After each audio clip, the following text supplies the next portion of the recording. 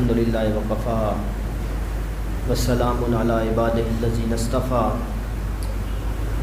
اما بعد فاعوذ باللہ من الشیطان الرجیم بسم اللہ الرحمن الرحیم الم نجعل لہ عینین صدق اللہ العظیم وبلغنا رسولہ النبی الکریم ونحن علی ذلک لمن الشاہدین والشاکرین والحمد للہ رب العالمین۔ ایک دفعہ پھر محبت کے ساتھ درود پاک پڑھ لیں۔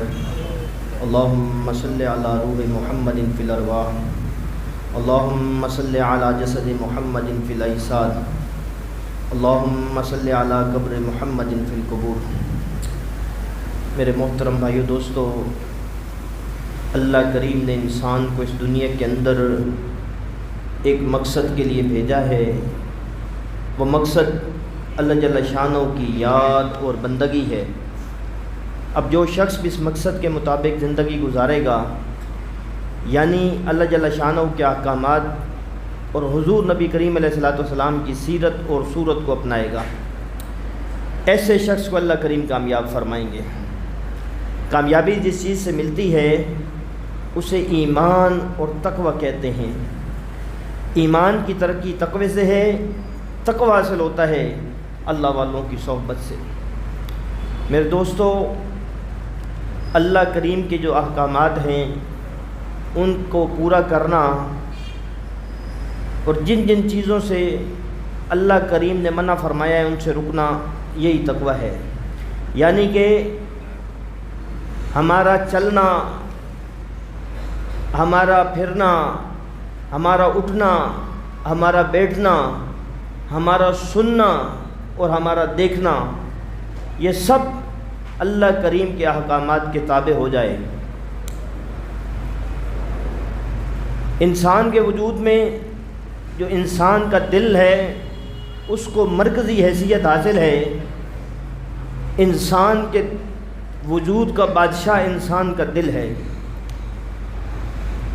اور دل کے بگڑنے سے انسان کے بگڑنے کا مدار ہے، اور دل کے سنور جانے سے انسان کے سنورنے کا مدار ہے۔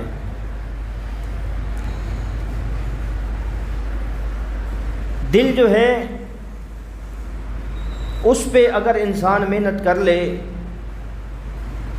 تو باقی سارے اعضاء اس کے تابع ہیں۔ وہ خود بخود جو ہے وہ صحیح کام کرنے لگ جائیں گے۔ دل تک پہنچنے کے 4 راستے ہیں۔ زبان سے انسان بولتا ہے، کانوں سے سنتا ہے، دماغ سے سوچتا ہے، آنکھوں سے دیکھتا ہے۔ یہ سارے دل کے راستے ہیں جو دل تک پیغامات پہنچاتے ہیں۔ ان میں سے سب سے جو خطرناک راستہ ہے وہ آنکھ ہے، آنکھ کا دیکھنا ہے۔ اب جو نگاہ ہے انسان کی، یہ شیطان کے تیروں میں سے ایک تیر ہے۔ آنکھ کا دیکھنا ہمارا درست ہو جائے،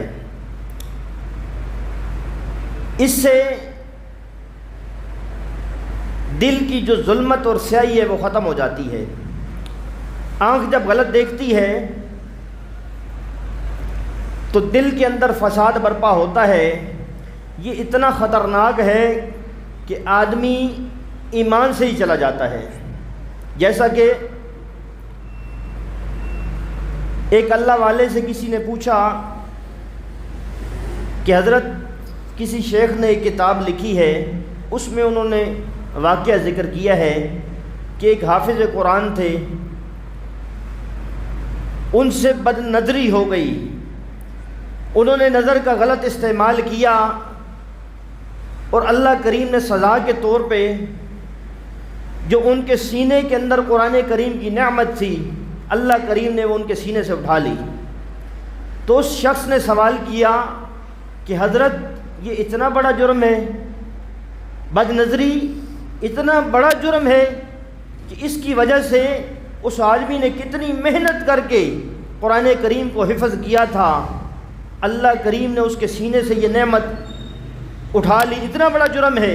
تو اس شیخ نے فرمایا کہ اصل میں یہ اللہ کریم کی غیرت کا معاملہ ہے، یہ اللہ کریم کی غیرت کا معاملہ ہے اور اللہ کریم چاہتے ہیں کہ میرا بندہ محبت کی نگاہ سے جب بھی دیکھے مجھے دیکھے، جب بھی دیکھے مجھے دیکھے۔ اس لیے اللہ کریم نے اس کے سینے سے وہ نعمت، قرآن کریم والی نعمت جو ہے وہ اٹھا لی ہے۔ تو میرے دوستو، نگاہوں کی جو حفاظت ہے وہ ضروری ہے، نگاہوں کی حفاظت بہت ضروری ہے۔ حضرت شیخ عبداللہ اندلسی رحمہ اللہ کا واقعہ اکثر یہاں بیان ہوتا رہتا ہے۔ بہت بڑے اللہ کے ولی تھے، 35,000 خانقاہیں تھیں جو ان کے زیر اثر چلتی تھی، ان کی زیر سایہ چلتی تھی، لیکن ان کے جو ایمان کا واقعہ ہے کہ ان کا جو واقعہ ہے کہ ان کی بد نگاہی کی وجہ سے ایک دفعہ ان کی غلط نگاہ اٹھ گئی، جس کی وجہ سے اللہ کریم نے ان کے سینے سے ایمان بھی نکال دیا، ایمان کو بھی اٹھا دیا۔ تو میرے دوستو، یہ بد نگاہی اتنی بری چیز ہے، اتنی بری چیز ہے۔ ایک مؤذن تھے دلی کے اندر، وہ اذان دینے کے لیے مینارے پہ چڑھے۔ اس زمانے میں سپیکر نہیں ہوا کرتے تھے، مینارے پہ چڑھ کے اذان دی جاتی تھی۔ وہ مینارے پہ چڑھا اذان دینے کے لیے، تو اس کی نگاہ کسی اور کی چھت کے اوپر اٹھ گئی۔ جب اس کی نگاہ اٹھی تو اس کی نگاہ ایک غیر محرم عورت پہ پڑ گئی۔ تو اس نے یہ دل میں سوچا کہ یہ کون لوگ ہیں، یہ کہاں سے آ گئے، میں پتہ کرتا ہوں، ابھی اذان میں تھوڑا سا وقت باقی ہے، میں جا کے دیکھتا ہوں یہ کون لوگ ہیں، یہ کہاں سے آ گئے ہیں، پہلے تو یہاں پہ نہیں رہتے تھے، ابھی اذان میں ٹائم باقی ہے، میں جا کے پتہ کرتا ہوں۔ مینارے سے اترا اور وہ ان لوگوں کا جو گھر تھا وہاں گھر پہ دستک دی۔ آدمی باہر نکلا، اس نے پوچھا بھائی آپ کون لوگ ہیں، کہاں سے آئے ہیں؟ انہوں نے کہا جی ہم فلاں بستی میں رہتے تھے، ابھی ہم نئے یہاں پہ آئے ہیں، آج دوسرا دن ہے۔ تو انہوں نے کہا، اس نوجوان نے ڈائریکٹلی ان سے یہ کہہ دیا کہ میں نوجوان ہوں، میری شادی نہیں ہوئی، اگر آپ کے گھر میں کوئی رشتہ ہو۔ تو اس شخص نے کہا ہم تو عیسائی ہیں، آپ مسلمان ہیں، عیسائیوں کا اور مسلمانوں کا، ہاں اگر اپنا مذہب تبدیل کر لو تو میں آپ کو اپنی بیٹی کا رشتہ دیتا ہوں۔ تو اس کے دل میں یہ کجی پیدا ہوئی، یہ بات پیدا ہوئی کہ میں ایسا کرتا ہوں، فی الحال عیسائیت کو قبول کر لیتا ہوں، نکاح کر لیتا ہوں، پھر بعد میں جو ہے وہ توبہ کر لوں گا اور دوبارہ کلمہ پڑھ کے مسلمان ہو جاؤں گا۔ تو اس نے اس کے ساتھ یہ بات طے کر لی۔ ابھی وہ ان کے جو گرجا تھا یا ان کی عبادت گاہ جو تھی اس میں وہ شادی کے لیے جا رہا تھا، سیڑھیوں پہ قدم رکھا، گرا اور ادھر ہی موت ہو گئی، موت واقع ہو گئی۔ تو ایک آدمی جو اذان دینے کے لیے چند لمحے پہلے ایمان والا تھا، لیکن نگاہوں کی وجہ سے، بد نظری کی وجہ سے وہ اس آدمی کو ایمان سے بھی ہاتھ دھونا پڑا۔ تو میرے دوستو، ہمیں چاہیے کہ ہم اپنی نگاہوں کو کنٹرول میں رکھنے والے بن جائیں، نگاہوں کی حفاظت کرنے والے بن جائیں۔ نگاہیں، جس کی نگاہیں قابو میں آ گئیں اس کا ایمان محفوظ ہو گیا، اور جس کو بد نگاہی کی عادت پڑ گئی اس کا ایمان خطرے میں ہے۔ ایسا نہ ہو موت کے وقت اس کو ایمان کے بغیر دنیا سے جانا پڑے۔ تو اس لیے نگاہوں کی حفاظت کرنا بہت ضروری ہے۔ یہ دل کی جو روشنی ہے، بد نگاہی دل کی روشنی کو ضائع کر دیتی ہے، دل میں ظلمت اور تاریکی پیدا ہو جاتی ہے۔ تو اس لیے نگاہوں کی حفاظت کرنی بہت ضروری ہے۔ اور پھر یہ اللہ پاک سے جو محبت والا معاملہ ہے، انسان کا اللہ کریم کی ذات کے ساتھ ایک محبت والا رشتہ ہے، محبت والا تعلق ہے۔ تو میرے دوستو، یہ محبت کے تقاضوں کے بھی خلاف ہے کہ انسان بد نظری کرے۔ ایک اللہ والے تھے، ان کے پاس ایک شخص آیا، اس نے بد نگاہی کی شکایت کی کہ حضرت میری نگاہیں کنٹرول میں نہیں رہتی، بازار میں میں کام کرتا ہوں، بازار میں میری دکان ہے، مجھے کوئی ایسا نسخہ تجویز فرمائیں، عورتیں آتی ہیں نگاہ اٹھ جاتی ہے، میں کیا کروں؟ تو حضرت نے فرمایا اس مسئلے کا حل تو میں آپ کو بتاتا ہوں، لیکن میرا آپ ایک کام کریں۔ انہوں نے کہا جی کیا کام کرنا ہے؟ یہ گلاس دودھ کا ہے، پیالہ ہے، بھرا ہوا ہے، یہ بازار کے دوسری طرف جو گھر ہے وہاں تک پہنچانا ہے، اس کے بعد میں آپ کو آپ کے مسئلے کا حل بتاؤں گا۔ اس نے کہا جی ٹھیک ہے۔ خوشی خوشی اس نے پیالہ اٹھایا تو حضرت نے فرمایا اگر اس میں سے ایک قطرہ بھی گر گیا تو بھرے بازار کے اندر ایک آدمی آپ کے ساتھ جا رہا ہے، وہ آپ کو جوتے مارے گا، اس نے کہا ٹھیک ہے۔ وہ چلا گیا۔ اب اس کے دل میں خیال ہے، پیالے کی طرف اس کی توجہ ہے، پیالہ اٹھا کے جا رہا ہے کہ ایک قطرہ بھی گرے گا تو مجھے جوتے پڑیں گے۔ تو وہ پیالہ صحیح سلامت دے کے واپس، حضرت آپ نے جو کام کہا تھا میں کر کے آ گیا۔ حضرت نے فرمایا کون سے راستے سے گئے ہو؟ کہا جی وہی بازار والا راستہ، جو راستہ شارٹ کٹ بازار والا راستہ تھا، میں اسی راستے سے گیا ہوں۔ حضرت نے فرمایا بازار میں رش نہیں تھا۔ حضرت رش تو بہت تھا، پھر عورتیں نہیں تھیں، عورتیں بھی تھیں۔ پھر حضرت نے پوچھا آپ نے بد نگاہی کی ہے، عورتوں پہ نظر پڑی ہے؟ تو اس نے کہا حضرت میری ساری توجہ تو پیالے کی طرف تھی، میری ساری توجہ تو پیالے کی طرف تھی، اور یہ دل میں خطرہ تھا کہ ایسا نہ ہو ایک قطرہ بھی گرے تو جس آدمی کو آپ نے میرے ساتھ مقرر کیا تھا وہ مجھے جوتے مارتا بازار کے اندر۔ اس ڈر کی وجہ سے میں نے نگاہیں اٹھائی نہیں، میں نے نگاہیں جھکا کے رکھی۔ تو اس اللہ والے نے فرمایا کہ دل کے اوپر اپنی نظر رکھ لو، اپنے دل کے اوپر نظر رکھ لو کہ سینے کے اندر ایمان موجود ہے۔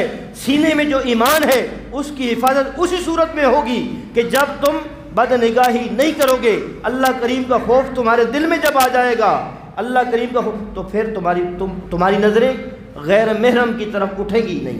ہمارے حضرت جی اکثر یہ واقعہ سناتے ہیں، ان کی مسجد کے اندر کوئی آدمی آیا، کچھ ساتھی اعتکاف بیٹھے ہوئے تھے، تو عامل تھا، اس نے کہا کہ ایک عمل اس نے بتایا کہ سورۃ رحمان اس ترتیب سے پڑھی جائے کہ سورج کو دیکھ کے، سورج جب نکل رہا ہو تو نکل رہا ہو اسی وقت سورۃ رحمان 41 دن تک جو آدمی پڑھتا ہے تو اس کی نگاہوں کے اندر اتنی طاقت آ جاتی ہے کہ اس کے سامنے، اس کی آنکھوں میں کوئی آنکھیں ڈال کے کوئی بات نہیں کر سکتا۔ تو وہ ساتھی جو تھے انہوں نے حضرت جی سے یہ بات کی کہ حضرت وہ فلاں فلاں عامل آئے ہوئے ہیں، انہوں نے یہ عمل بتایا ہے۔ تو حضرت نے فرمایا کہ دیکھیں آپ یہ عمل کریں گے، سورج ہے اس کی شعاع کوئی آنکھ میں پڑ گئی تو آنکھ کے ضائع ہونے کا بھی خطرہ ہے۔